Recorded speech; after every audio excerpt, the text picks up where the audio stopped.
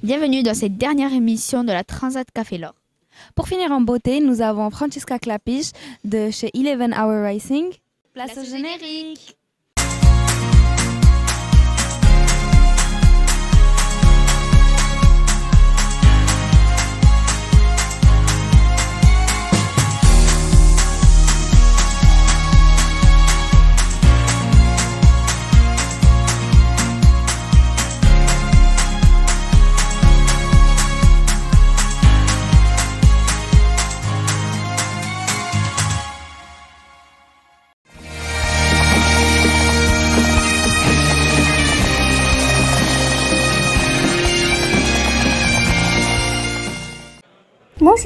Bonjour.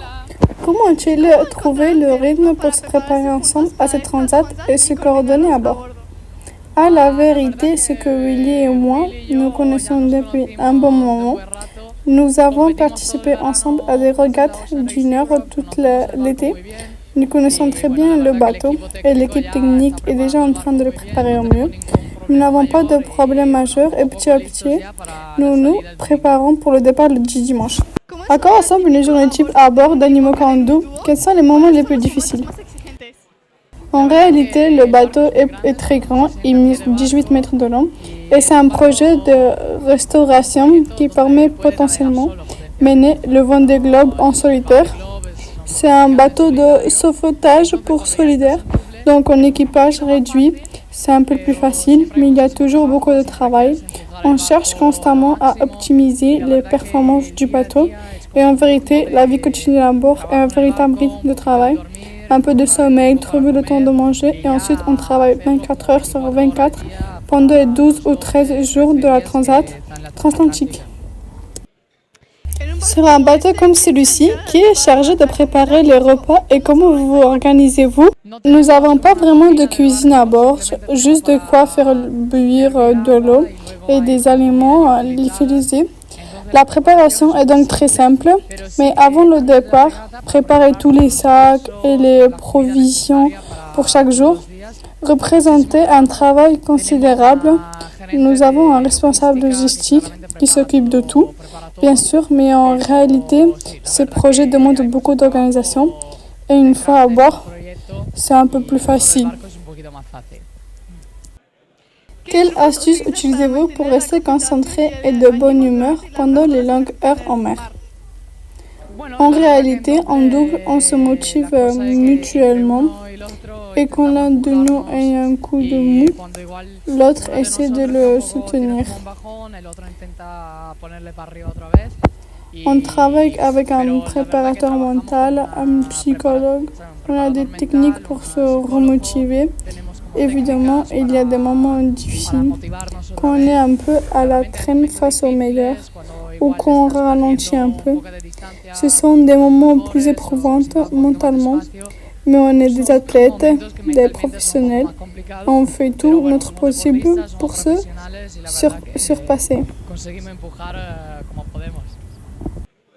L'équipe 11 Hour Racing privilège l'innovation durable.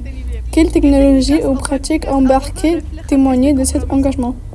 En réalité, nous essayons toujours d'avoir de la nourriture à bord et tout le matériel est à usage unique. En plus, toutes les technologies et solutions que 11 Hour Racing s'efforce de développer pour la préservation des océans sont celles que nous utilisons sur le bateau.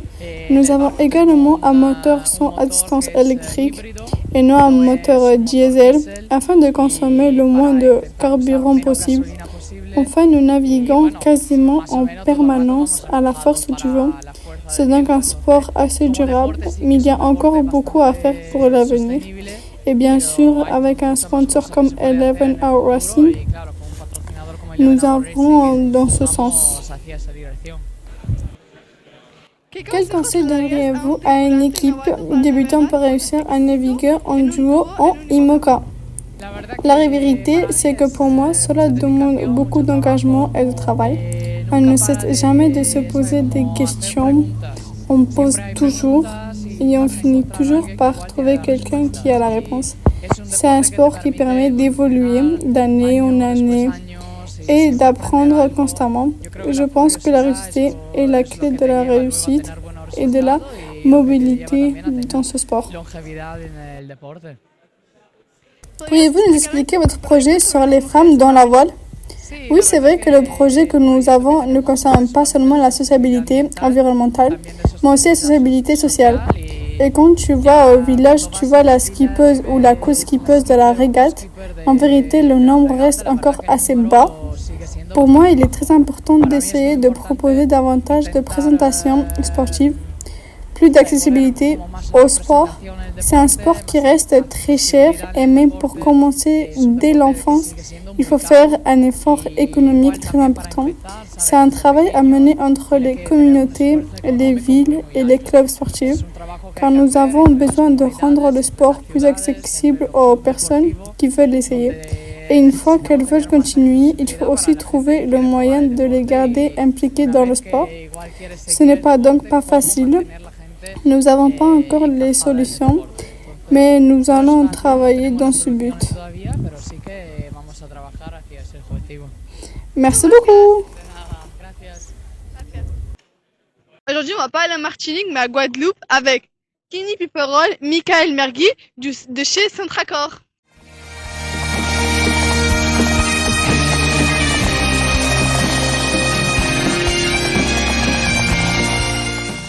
Bonjour.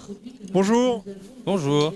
Michael, vous avez déjà participé à la Transat par le passé. Qu'est-ce que ça vous a appris de cette expérience et comment l'avez-vous mise à profit pour cette nouvelle campagne? Pour ma deuxième participation, en fait, on est un petit peu moins stressé parce que c'est quand même un gros événement, c'est un événement majeur pour nous en voile. Donc il y a du public, il y a nos partenaires qui viennent, il y a plein de choses qu'on a envie de voir. Et donc là, le fait d'être là une deuxième fois, on a un petit peu nos repères, on est un petit peu plus habitué à ce qui nous attend. Donc mais j'ai toujours la même excitation, là. J'ai toujours envie d'aller sur l'eau, parce que c'est une belle course là, qui nous attend. Kenny, vous êtes un jeune navigateur guadeloupéen qui a eu l'occasion de prendre la flamme olympique à son bord pour naviguer dans les Antilles. Pouvez-vous nous raconter cette expérience et qu'est-ce qu'elle vous a apporté? C'était pour moi une façon aussi de mettre en lumière un petit peu notre sport, mes origines aussi, la Guadeloupe. Et j'ai vraiment pris énormément de plaisir avec l'équipe de Banque Populaire de porter ces femmes olympiques. Ouais. Comment vous êtes-vous rencontrés et qu'est-ce qui vous a convaincu de naviguer ensemble? Avec Kenny, on était concurrents ces dernières années. Et en début d'année, on s'est contacté parce qu'on avait envie de participer à cette course tous les deux. Mais moi j'avais un bateau, Kenny avait des partenaires et l'idée c'était d'associer nos partenaires chacun ensemble sur mon bateau pour faire cette transat.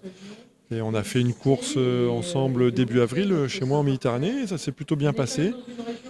Et voilà, de fil en aiguille, on s'est dit que c'était une bonne histoire de continuer ensemble. Voilà. Kenny, comment avez-vous préparé cette transat avec Michael? Quels ont été les défis les plus importants que vous avez rencontrés et comment les avez-vous surmontés?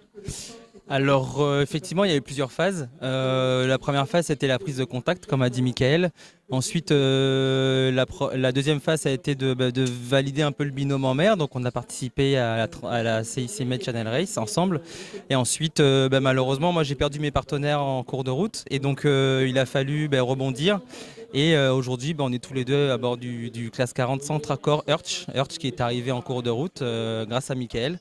Et aujourd'hui, il nous a manqué un petit peu de temps parce qu'en 2 mois, on a dû préparer la transat, préparer le bateau, ramener le bateau de la Méditerranée en Atlantique par la route, ensuite s'entraîner avec le pôle dans la baie, donc à la Trinité-sur-Mer. Donc ça a été très intense et aujourd'hui, c'est vraiment une victoire pour nous d'être au départ de cette transat Café L'Or. Comment gérez-vous la cohabitation à bord et qui reste le boss pendant cette aventure? Alors, la cohabitation se passe plutôt pas mal. On est content. On est tellement motivés tous les deux de partir faire cette course que du coup, il y a beaucoup d'envie. Et après, sur le papier, c'est moi le skipper, mais il n'y a pas vraiment de chef. On partage pas mal puisqu'on a chacun nos expériences, nos vécus. Et je trouve que c'est important, de partager de partager chacun de ses expériences, ses ressentis pour justement ne pas louper quelque chose sur la météo, la stratégie. Voilà, c'est important de communiquer, de savoir où on en est. Et puis chacun argumente un peu au mieux qu'il peut pour défendre ses envies. Et, non, c'est plutôt assez collégial, je dirais. Kenny, qu'est-ce qui vous motive à participer à cette transat et comment pensez-vous que cette expérience va vous aider à grandir en tant que navigateur? Alors, ce qui me motive, c'est déjà l'appel du large, c'est une passion, hein. Et puis surtout, le fait de naviguer à bord de ce beau classe 40 Centre-Accord Urch, c'est une chance aussi, hein, d'avoir des partenaires qui puissent nous soutenir et nous permettre d'être dans de bonnes conditions. Dans la vie d'un marin, c'est aussi hyper important aussi pour nous de continuer à tracer notre route. J'ai la chance, avec Mickaël, grâce à Mickaël, de continuer à tracer cette route, qui j'espère va nous conduire aussi tous les deux à redevenir concurrents sur la route du Rhum l'année prochaine. Donc voilà, plein de belles choses qui font que aujourd'hui j'ai hâte de prendre le départ et d'en découdre sur l'eau. Michael, mais quelles sont vos attentes pour cette transat et comment voyez-vous votre duo performant et quels sont les objectifs que vous êtes fixés? Nos objectifs là avec le classe 40 Centre-Accord Urch, voilà, comme le disait Kenny, notre participation s'est vraiment confirmée il y a 2 mois. Donc voilà, si on rentre dans les 10 premiers, je pense qu'on sera très fiers. Ça sera un beau parcours parce que en classe 40, là, on est 42 bateaux. Il y a un très beau plateau. Je pense qu'il y a une grosse vingtaine de bateaux qui peuvent prétendre à rentrer dans les 10 premiers. Il y a 7-8 bateaux qui peuvent prétendre à la victoire. Donc il y a vraiment un gros niveau dans cette flotte. C'est très homogène. Les bateaux, en termes de performance, sont quand même assez proches, les équipages affûtés. Donc il y a plein de bonnes choses, ça va être génial, ça va être une belle bataille sur l'eau. Et ouais, je pense que si nous on arrive à rentrer dans les 10 premiers, ce sera pas mal, ce sera une belle victoire. Mais individuellement, quels seraient pour vous les 2 plus grands rêves en termes de défis à la voile? Alors les défis, le premier gros, ça a déjà été d'être au départ de la route du Rhum 2022. Donc j'ai fait ma première route du Rhum. Là, la deuxième Transat Café L'Or pour moi. Après, ça aurait été d'évoluer sur, pourquoi pas, changer de support, passer sur un support plus gros, notamment avec lequel on peut faire le tour du monde, pourquoi pas. Donc ça m'arrive de rêver de Vendée Globe. Après, voilà, il faut que je prenne de l'expérience, que je trace ma route petit à petit et je ne désespère pas d'y arriver un jour, pourquoi pas. Et pour moi, de continuer à faire du bateau, n'importe quel support, du moment que ça flotte, que ça navigue, qu'il y a des voiles, un peu d'enjeux sportifs, voilà, moi ça me va, tout me va.